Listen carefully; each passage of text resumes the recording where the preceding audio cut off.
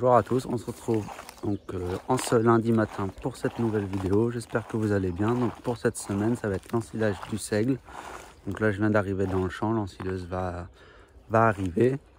Donc on a 70 hectares à ensiler du coup. Et puis là, je suis dans le champ où vous avez vu le fauchage avec l'Artec là. Donc voilà ce que ça donne, hein, les andins là de plus près. Donc là, ça a été fauché hier tantôt et ça va être ensilé aujourd'hui.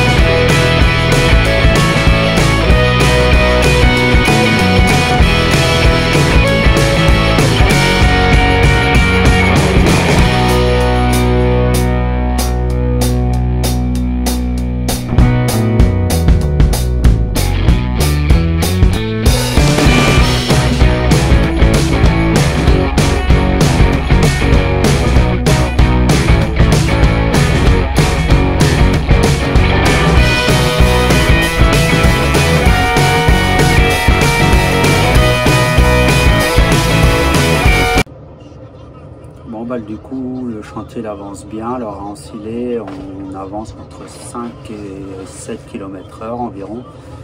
Donc peut-être pour ceux qui ont l'habitude de faire de l'ensilage, vous pouvez vous dire que ça avance pas très vite. Mais après, nous, comme je vous l'ai déjà dit, c'est une ensileuse de Kuma. Et du coup, c'est pas une grosse ensileuse, il n'y a que 480 chevaux dessus. Donc c'est pas comme certains entrepreneurs qui ont peut-être 800, peut-être 700, 800 chevaux, où eux peuvent rouler beaucoup plus vite que nous.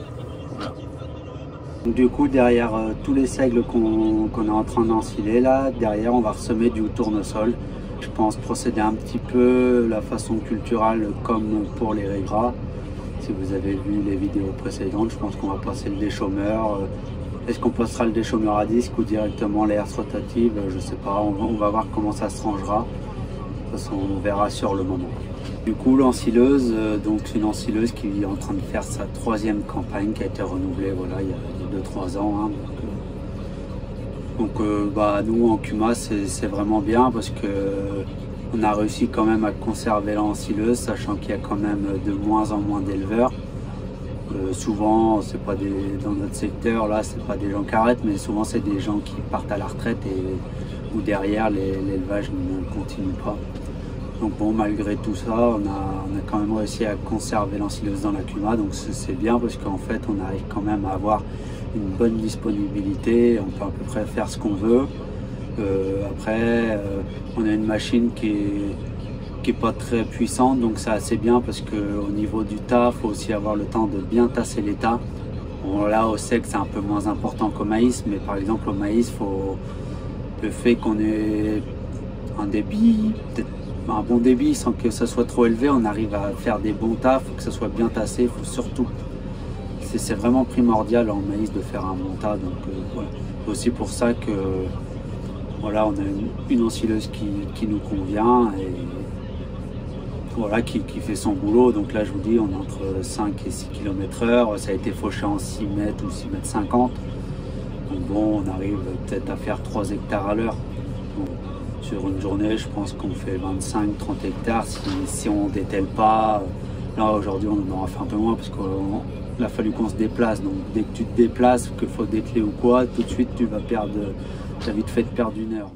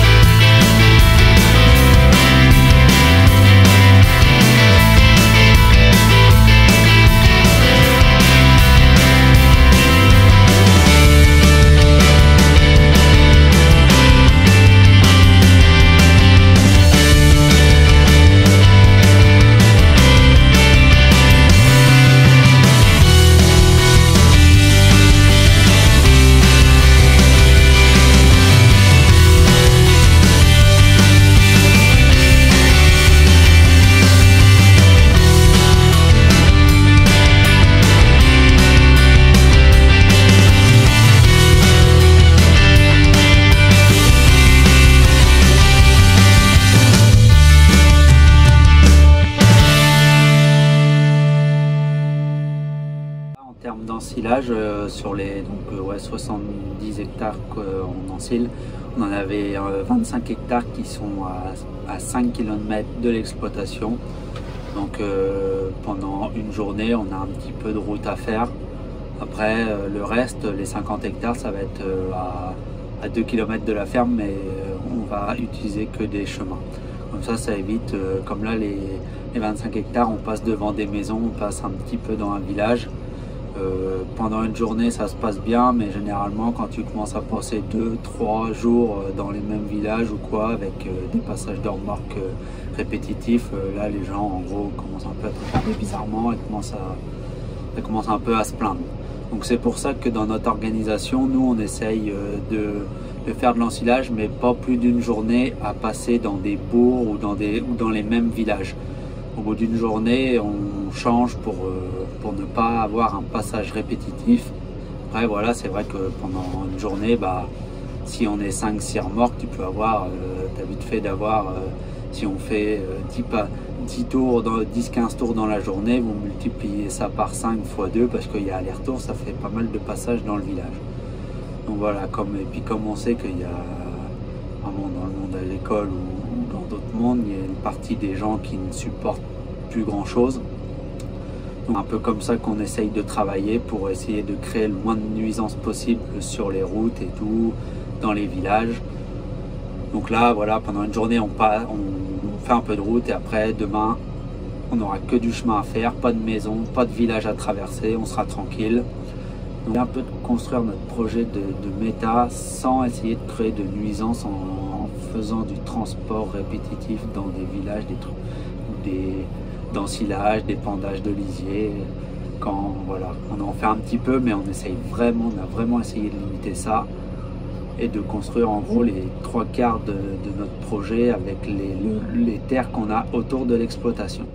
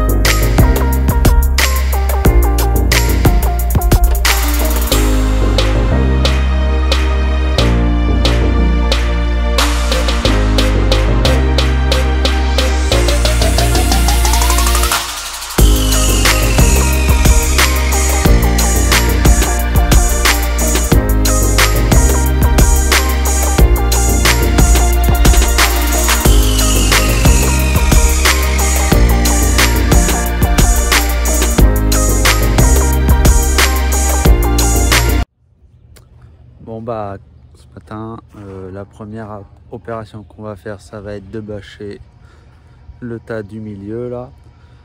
Donc là, on a le premier tas où il y a la remorque devant qui commence à être plein aussi. Donc là, ce qu'on va faire en fait, c'est qu'on va débâcher le troisième tas. On a le troisième tas où dedans il y a du sorgho en fait. Donc on va débâcher, on va rebalancer le seigle par-dessus le sorgho. De toute façon, tout est prévu pour aller dans la méta. Donc là, on va débâcher tout ce tas là.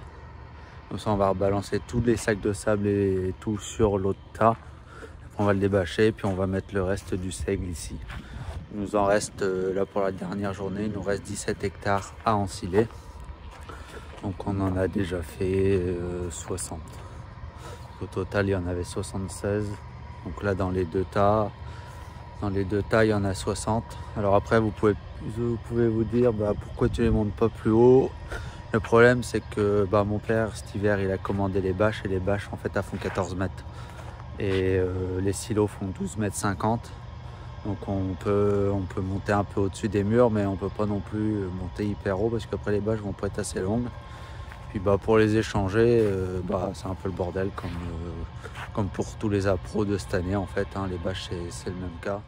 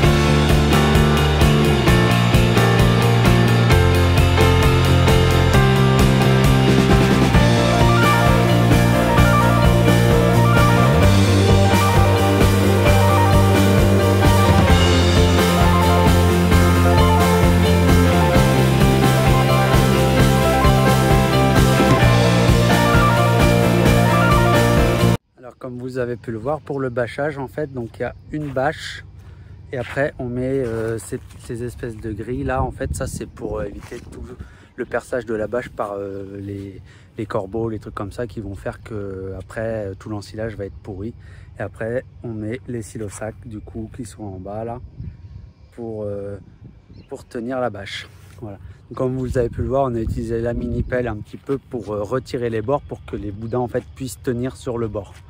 En fait, parce que quand on pousse l'ensilage comme ça au tas, en fait, on pousse et c'est tout le temps en train de s'écarter. Et donc là, avec la mini pelle, il est monté sur le tas et puis il a retiré un petit peu les bords juste pour pouvoir mettre le sac de sable comme ça pour bien tenir la bâche et que ça tombe pas de l'autre côté. Bon bah voilà, l'ensilage est terminé, tous les tas sont bâchés. Donc bah il y a celui-là là, du milieu là qui reste ouvert parce que c'est lui qu'on va utiliser en premier, comme il en restait dedans de l'année dernière. Donc ça s'est bien passé. Le petit dernier chiffre que je peux vous donner, c'est la consommation pour ensiler 76 hectares.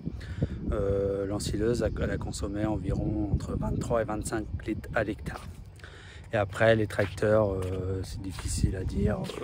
Je ne peux pas vous dire à l'hectare, mais en gros, en tout, on a consommé autour de, je pense, à peu près 3000 litres de fuel au total pour ces ensilages, sans compter le fauchage. Après, au fauchage, je ne sais pas ce qu'il a consommé. Là, on est bien couvert pour l'année, pour la méta, même plus de l'année. Cette année, on en avait semé un peu plus grand pour refaire du stock. Là, l'opération est bien réussie.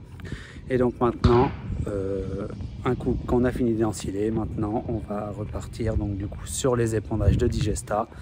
Donc bah, demain on va s'atteler avec la tonne et l'épandeur pour épandre la partie solide.